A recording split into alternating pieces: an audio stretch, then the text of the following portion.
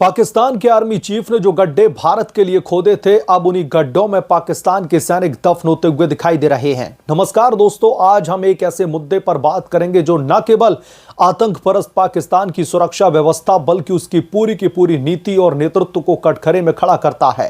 28 जून को खैबर पख्तूनख्वा के उत्तरी वजीरिस्तान में एक आत्मघाती हमले ने 14 पाकिस्तानी सैनिकों की जान ले ली और कई लोगों को गंभीर रूप से घायल कर दिया है। हैरानी की दोस्तों बात यह है कि यह हमला उन आतंकवादियों ने किया है जिन्हें कभी पाकिस्तान ने पनाह दी थी। तहरीके तालिबान पाकिस्तान यानी कि टीटीपी जैसे समूह, जिन्हें कभी पाकिस्तानी सेना और आईएसआई ने रणनीति का एक तरीके से उन्हें एसेट मान करके चल रहे थे, उनके हिसाब से वो रणनीतिक संपत्ति थे, आज उसी देश के खिलाफ में हथियार उठा करके वो बगावत पर उतर आए हैं।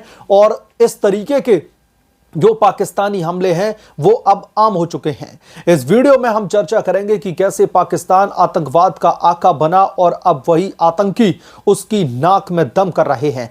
क्या है ये पूरा मामला, चलिए विस्तार से समझते हैं। दरअसल 28 जून को उत्तरी वजीरिस्तान के खंडी गांव में एक आत्मघाती हमलावर ने विस्फोटकों से भरे वाहन को पाकिस्तानी सेना के काफिले में टकरा दिया। इस हमले में तकरीबन 14 सैनिक शहीद हुए और 10 सैनिकों सहित तकरीबन 19 नागरिक जो है घायल हो चुके हैं। इस हमले की जिम्मेदारी टीटीपी से दरअसल संबंध हाफिज गुल बहादुर समूह ने ली है। ये वही दोस्तों समूह है जिसे कभी पाकिस्तानी सेना का समर्थन हासिल था। यह हमला कोई अपवाद नहीं है। पिछले कुछ सालों में अगर देखा जाए तो खैबर पख्तूनख्वा और बलूचिस्तान में आतंकी हमलों की जो है बाढ़ सी आ गई है। साल 2024 से ही जो सैनिक हैं पाकिस्तान के, वो सैकड़ों सैनिक और नागरिक आतंकी हमले में मारे गए हैं। लेकिन सवाल दोस्तों यहां पर यह उठता है कि आखिर वो आतंकवादी संगठन जिन्हें पाकिस्तान ने पाला पोसा, अब उसके खिलाफ ही क्यों दरअसल ये बगावत कर रहे हैं, उसके खिलाफ ही क्यों हमला कर रहे हैं और इस स्थिति के लिए कौन जिम्मेदार है। दरअसल पाकिस्तान का आतंकवाद से रिश्ता कोई नया नहीं है, यह बहुत पुराना चोली दामन का रिश्ता है। दशकों से पाकिस्तानी सेना और उसकी खुफिया एजेंसी आईएसआई ने तालिबान, अल-कायदा, लश्कर-ए-तोयबा और जैश-ए-मोहम्मद जैसे संगठनों को समर्थन दिया है, क्योंकि वो हमेशा इन तमाम आतंकवादी संगठनों को भारत के खिलाफ में इस्तेमाल करता था। उसे लगता था कि ये इसके लिए बहुत बड़ा एसेट है पाकिस्तान के खिलाफ में। 1980 के दशक में अफगान जिहाद से लेकर के 2000 के दशक में कश्मीर में आतंकवाद तक पाकिस्तान ने इन समूहों को प्रशिक्षण, हथियार और सुरक्षा जो है कहीं ना कहीं पनाहें दी हैं। साल 2001 में जब अमेरिका ने अफगानिस्तान में तालिबान के खिलाफ में युद्ध शुरू कर दिया तो पाकिस्तान ने दोहरा खेल खेला। उसने अमेरिका से अरबों डॉलर की सहायता ली, लेकिन इसके साथ ही तालिबान और टीटीपी को पनाह देना जारी रखा। लेकिन साल 2021 में अफगान तालिबान की सत्ता में वापसी के बाद टीटीपी को नई ताकतें मिली। अब ये समूह पाकिस्तान के खिलाफ हमले कर रहे हैं और वही हथियार जो कभी पाकिस्तान ने इन्हें दिए थे, अब उसी के खिलाफ इस्तेमाल किए जा रहे हैं। ये एक तरीके से अपने पहले सांप को दरअसल अपने पाले हुए सांप की तरफ से डसना है। पाकिस्तान की सेना के प्रमुख जनरल आसिम मुनीर इस संकट के केंद्र में है। साल 2018 में आईएसआई प्रमुख के रूप में मुनीर 2019 के पुलवामा हमले के दौरान उन्होंने अहम भूमिका में दरअसल वो थे जिसमें 40 भारतीय जवान शहीद हुए थे। हाल ही में अप्रैल 2025 में पहलगाम हमले जिसमें 26 नागरिक मारे गए, उसको लेकर के भी आसिम मुनीर की तरफ से भड़काऊ बयानबाजी की जो है कड़ी आलोचना पाकिस्तान में भी की गई थी। मुनीर ने कश्मीर को पाकिस्तान की दरअसल जुगलर वेन बताया और टू नेशन थ्योरी को भी बढ़ावा दिया, जिसे भारत ने आतंकवाद को उकसाने वाला करार दिया था। इसके अलावा उनकी नीतियों ने बलूचिस्तान और खैबर पख्तूनख्वा में विद्रोह और भी ज्यादा भड़का दिया। दरअसल टीटीपी के खिलाफ में आजा में इस्तेहकाम ऑपरेशन विफल रहा और आम लोग इसके परिणाम अब दरअसल भुगत रहे हैं। आसिम मुनीर की सैन्य नीतियों ने न केवल आतंकवाद को रोकने में नाकाम रही, बल्कि उनकी सख्ती से बलूच और पश्तून समुदायों में असंतोष और भी ज्यादा बढ़ गया है। दोस्तों, इस आत्मघाती हमले के बाद में पाकिस्तान की जनता में डर और गुस्सा दोनों है, क्योंकि आसिम मुनीर ने जिस तरीके से पाकिस्तान में एक के बाद एक हरकतें ऐसी करी हैं जिस तरीके से उनकी तरफ से भड़काऊ बयानबाजी निकल करके सामने आती है और जिस तरीके से भारत से जंग में पाकिस्तान को बड़े पैमाने पर, वहां पर जनता को बड़े पैमाने पर नुकसान झेलना पड़ा, उससे अब मुनीर के खिलाफ में गुस्सा है। सोशल मीडिया पर लोग खुल करके सेना और मुनीर की आलोचना कर रहे हैं। कुछ ने तो इसे सेना की अपनी बनाई आग में जलना तक करार दे दिया है। खैबर पख्तूनख्वा के मुख्यमंत्री अली अमीन गंदापुर ने हमले की निंदा की, लेकिन उनकी बातें खोखली लगती हैं क्योंकि सेना की नीतियां ही इस संकट की दरअसल असली जड़ हैं। दूसरी ओर आसिम मुनीर ने आतंकवाद के खिलाफ में कड़े कदम उठाने का दावा किया, लेकिन उनकी आज़म इस्तेहकाम जैसी रणनीतियां पूरी तरीके से विफल हो चुकी हैं।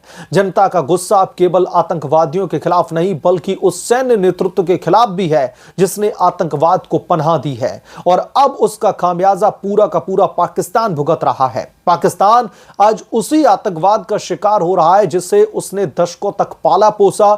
जनरल आसिम मुनीर और उसकी सेना की नीतियों ने न केवल देश को आर्थिक और राजनीतिक संकट में धकेला बल्कि आतंकवाद को भी बढ़ावा दिया। अब दोस्तों सवाल यह है कि क्या पाकिस्तान अपनी गलतियों से सबक लेगा? क्या आसिम मुनीर के नेतृत्व वाली सेना आतंकवाद को रणनीतिक हथियार बनाना बंद करेगी? क्योंकि पाकिस्तान की सेना को ऐसा लगता है कि आतंकवादी उनकी जो ढाल बने रहते हैं, आतंकवादी उनके लिए एक बहुत बड़ा रणनीतिक हथियार है। जब बात भारत के खिलाफ में युद्ध लड़ने की आती है तो वो उसे सबसे अहम मानते हैं। क्या पाकिस्तान की जनता को वो सुरक्षा और स्थिरता मिल पाएगी जिसके वो हकदार हैं? इन सवालों का जवाब भविष्य में मिलेगा, लेकिन इसके लिए पाकिस्तान को अपनी नीतियों में दरअसल बहुत बदलाव करने की जरूरत है, और खासतौर पर आसिम मुनीर जैसे वो आतंकवादी सपोले हैं जो आतंकवादी सपोलों को जो है पनाह देते हैं। भारत के खिलाफ में उनको इस्तेमाल करने के लिए पूरी की पूरी रणनीति तैयार की जाती है, उन्हें वेपन्स प्रोवाइड करवाए जाते हैं, प्रॉपर ट्रेनिंग दी जाती है जैसे कि पाकिस्तानी आर्मी के जो जवान हैं उनको दी जाती है। कुल मिलाकर के भारत के खिलाफ में एक बड़ा प्रोपेगेंडा चलाने के लिए, भारत के खिलाफ में उन तमाम आतंकवादियों का इस्तेमाल करने के लिए उन्हें प्रॉपर ट्रेन किया जाता है, और अब वही ट्रेनिंग, वही हथियार, वही आतंकवादी संगठन पाकिस्तान के खिलाफ में ही इस्तेमाल हो रहे हैं।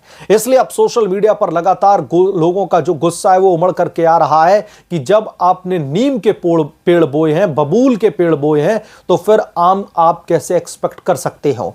जिन सांप को आसिम मुनीर जैसे पाकिस्तान के जो बड़े उच्च लेवल के अधिकारी हैं पाकिस्तानी आर्मी के, उनको दूध पिलाया है, आज वही सांप दरअसल इन्हें डसने के लिए आमादा है। और यह हमला कहीं ना कहीं पाकिस्तान की उस आतंकवादी नीति पर एक बहुत बड़ा कुठाराघात है जिसके तहत पाकिस्तान के जो आर्मी चीफ हैं, जिन्हें ऐसा लगता है कि वो इन आतंकवादियों का इस्तेमाल करके भारत को घुटनों पर ले आएंगे, लेकिन अब ऐसा लगता है कि यही आतंकवादी अब पाकिस्तानी आर्मी से ही नाखुश हैं।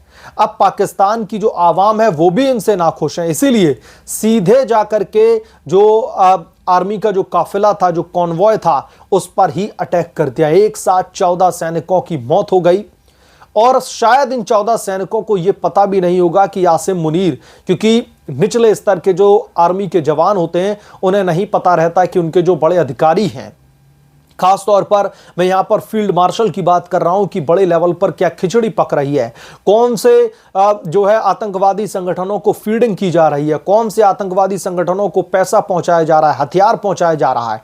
इन जो है पाकिस्तानी आर्मी के जवानों को मौत के घाट उतार दिया जाता है उन्हीं आतंकवादी संगठनों के द्वारा जिन्हें आसिम मुनीर जैसे सपोले दूसरे सपोलों को दूध पिलाते हुए दिखाई देते हैं। मसलन आप क्या सोचते हैं इस बारे में? आपकी राय जो भी है हमें कमेंट करके जरूर लिख करके बताएं। अगर आपको वीडियो पसंद आया हो तो प्लीज वीडियो को लाइक करें, और अगर आप लोग चैनल पर नए हैं तो प्लीज चैनल को सब्सक्राइब कर लें, और इसके साथ ही जो बेल आइकन है उसको भी प्रेस कर लें, ताकि जब भी मैं कोई नया वीडियो लेकर के आऊं तो इसकी जानकारी नोटिफिकेशन के जरिए सबसे पहले आपको मिलेगा।